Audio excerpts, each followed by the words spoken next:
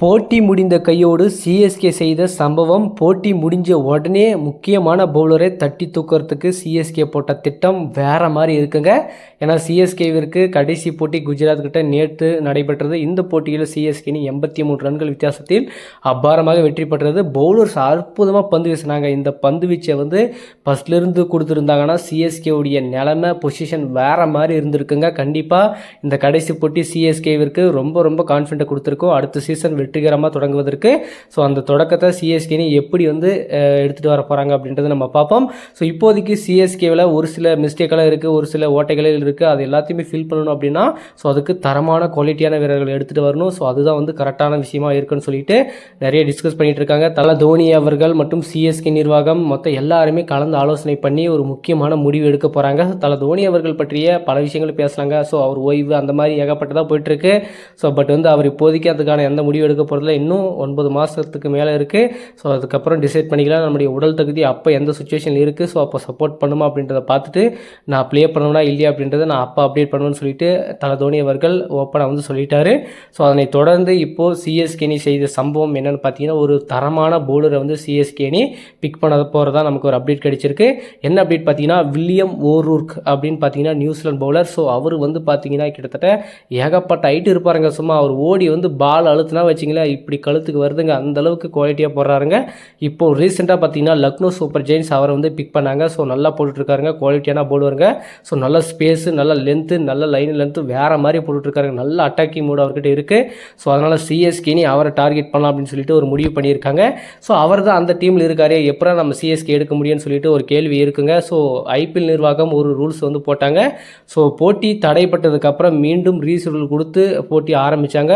அந்த போட்டி ஆரம்பித்ததுக்கப்புறம் எந்த அணி எந்த பிளேயரை ரீப்ளேஸ்மெண்ட் பண்ணுறாங்களோ அந்த வீரரை அவங்க தக்க வைக்க முடியாதுன்னு சொல்லிட்டு ஐபிஎல் நிர்வாகம் அதிரடியான ஒரு உத்தரவு போட்டிருக்காங்க. ஸோ அப்படி நீங்கள் தக்க வைக்கணும்னு நினச்சா நீங்கள் ஐபிஎல் ஆக்ஷனில் வர வச்சு நீங்கள் ஐபிஎல் ஆக்ஷனில் நீங்கள் எடுத்துக்கோங்க அப்படின்ட்டு சொல்லிட்டாங்க.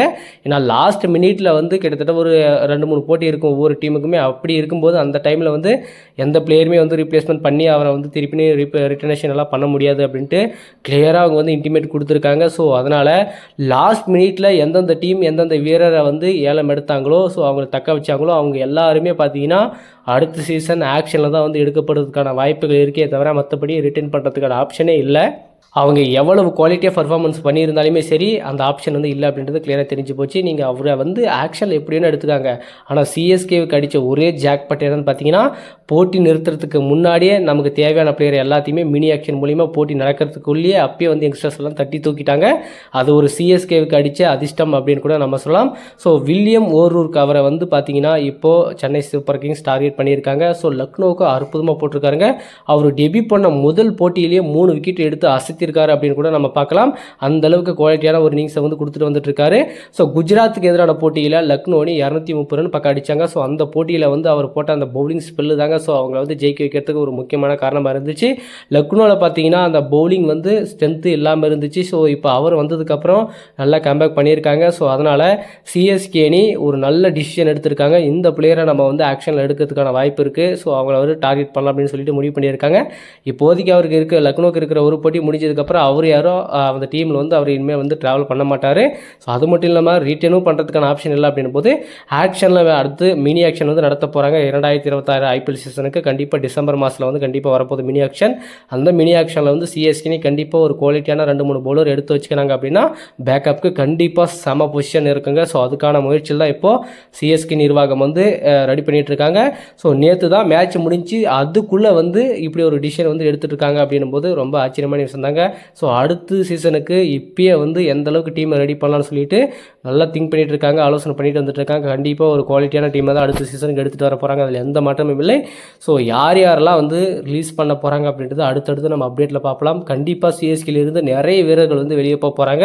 அதிக விலைக்கு கொடுத்து தேவையில்லாத பிளேயர் வாங்கினாங்க இல்லையா, அவங்க எல்லாருமே ரிலீஸ் பண்ணிவிட்டு குறைந்த விலையில் ஆக்ஷனில் முடிஞ்சால் எடுக்கிறதுக்கான பிளானை சிஎஸ்கே போட்டுட்டு வந்துட்டு இருக்காங்க. ஸோ என்ன பிளானோட வர போகிறாங்க, ஸோ யாரெல்லாம் ரிலீஸ் பண்ண போகிறாங்க, எந்தெந்த பிளேயரை ரிட்டர்ன் பண்ண போகிறாங்க அப்படின்றத முழு டீட்டெயிலை அடுத்தடுத்த வீடியோவில் கண்டிப்பாக நம்ம பார்க்க போகிறோம்.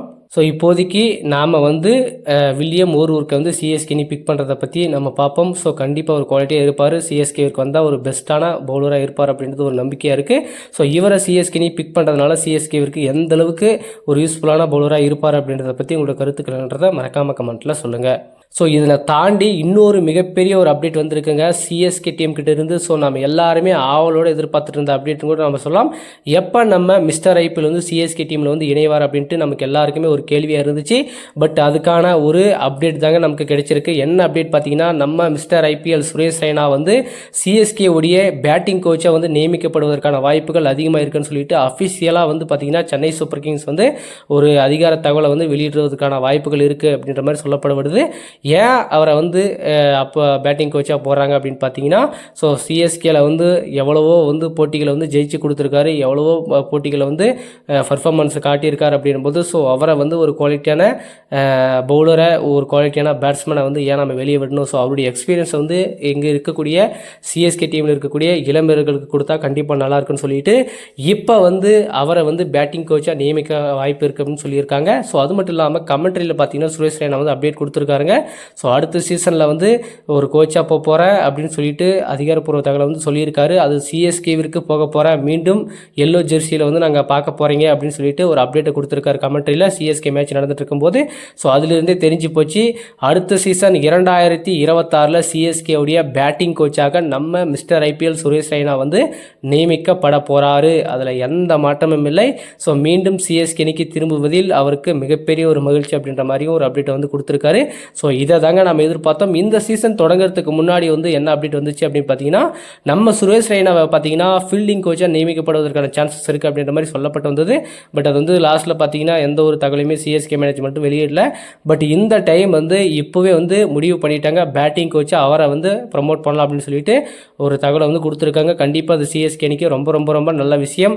நம்ம ரெய்னாவை வந்து எவ்வளோ போட்டிகளை பார்த்துருப்போம், எப்படி அடித்து பார்த்துருப்போம். ஸோ அசால்ட்டாக எப்படி ஆடணும் அப்படின்றது அவர்கிட்ட இருந்து தாங்க கற்றுக்கணும். அவர்கிட்ட இருக்கக்கூடிய ஒவ்வொரு ஷாட்டும் அப்படியாப்பட்ட ஒரு ஷாட்டுங்க. ஐபிஎல்ல அவர் ஆடாத ஆட்டமே கிடையாதுங்க. அவர் ஆடாத ஆட்டமே இப்போ வரைக்குமே அவருடைய ரெக்கார்டை யாராலையுமே பிரேக் பண்ண முடியலைங்க. அந்த 25 பாலுக்கு 80-90 ரன் அடித்தார் பார்த்தீங்களா. ஸோ அந்த போட்டி இன்னைக்கு வரைக்கும் யாராலையுமே மறக்கவும் முடியாது. மறக்கிற மாதிரி அவர் அடித்தாருங்களா, வேறு மாதிரி அடித்தாருங்க அந்த போட்டியெல்லாம். கண்டிப்பாக வந்து இப்போ கூட அந்த பார்த்தா வேறு மாதிரி இருக்கும் அந்த கேமு. ஸோ அதே மாதிரி ஃபீல்டிங்லேயும் ஆகட்டும், பவுலிங்லேயும் ஆகட்டும், எல்லாத்துலேயுமே அவருடைய கான்ட்ரிபியூட் வந்து சிஎஸ்கே அணிக்கு வேறு மாதிரி கொடுத்துருக்காரு. கண்டிப்பாக சிஎஸ்கேவுடைய ஒரு சிறந்த பிளேயர் அப்படின்னு கூட சொல்லலாம். கிட்டத்தட்ட ஒரு 10 ஆண்டுகள் சிஎஸ்கேவில் வந்து ஒரு அற்புதமான ஒரு கேமை வந்து கொடுத்துருக்காரு. ஸோ சிஎஸ்கேவில் மீண்டும் நம்ம சின்னத்தில் சுரேஷ் ரெய்னா அவர்கள் மீண்டும் இணைவதை பற்றி உங்களுக்கு கருத்துக்கள் என்ன? ஸோ அதே மாதிரி தலை தோனி அவர்கள் வந்து ஃபீல்டராக இருக்க போகிறாரு, பிளேயராக இருக்க போகிறாரு. நம்ம சின்னத்தலை அவர்கள் வந்து கோச்சாக இருக்க போகிறாரு. ஸோ காம்பினேஷனே வேறு மாதிரி இருக்க பார்த்தீங்கன்னா, இவ்வளோ நாள் அவங்கள வந்து பிளேயராக நம்ம பார்த்துருப்போம். பட் இப்போ வந்து கோச்சியாகவும் பிளேயராகவும் நம்ம பார்க்குறோம். ஸோ தலை தோனி அவர்களுக்கு 43 வயசு ஆகியுமே அவர் வந்து பிளேயராக விளையாடிட்டு இருக்காரு. நம்ம சின்னத்தலை அவர்கள் இப்போது அவருக்கு ஏஜ் 35-36 தாங்க ஆகுது. அப்படி இருந்து அவரை வந்து கோச்சாக இருக்கார் அப்படின்போது, ஸோ எந்த அளவுக்கு குவாலிட்டியான பிளேயராக இருந்திருப்பார் அப்படின்றது நமக்கு எல்லாருக்கும் தெரியுது. நம்ம சின்னத்தலை சுரேஷ் ரெய்னா அவர்கள் மீண்டும் சிஎஸ்கேனில் இணைவதை பற்றி உங்களுடைய கருத்துக்கள் எழுறதை மறக்காமல் கமெண்ட்டில் சொல்லுங்கள்.